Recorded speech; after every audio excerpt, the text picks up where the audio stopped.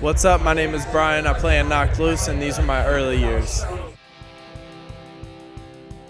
The first Knocked Loose show was in 2013 in our hometown of Louisville, Kentucky. It was with our friends in Left Behind. I think that was the first time that we met. Sworn In played. A bunch of local bands played. It was fun. Funny story about our first show, we announced it under a different name. Our band name was Manipulator for like a couple weeks. And when we announced it, we immediately got hit up by a band called Manipulator. And they were like, hey, you have to change your name. We're already a band. So we were like, crap. We have like a month until this show. We have to figure out a name. So our friend that actually booked our first show and a lot of our early shows actually helped us name the band, and he thought of the name Knocked Loose.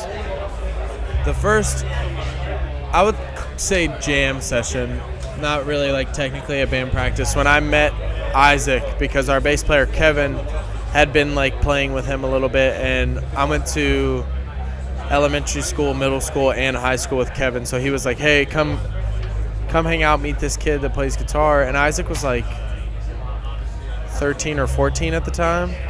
And I went over there and met him, and it was fine. But I remember when I left, I was like, yeah, I don't think that's going to work out. He's too metal. But yeah, I ended up giving it another chance, and like here we are. So I'm glad that I did that. Yeah, I would say Keith Buckley from Every Time I Die. I have gotten to meet him. We actually toured with them a bunch in 2017. That was a very big deal for me, and now I'm lucky enough to call him my friend.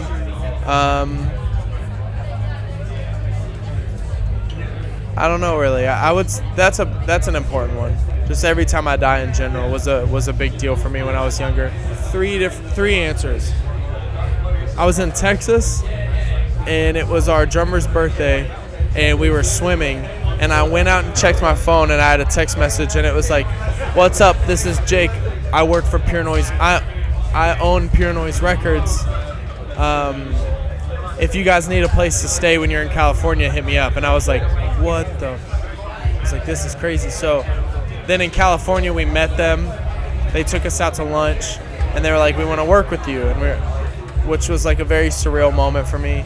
And then months later, after the negotiation process, we signed the contract actually after a show that we played in Cincinnati, Ohio. We were like about to leave, and it was like, all right, everybody sign real quick and let's go.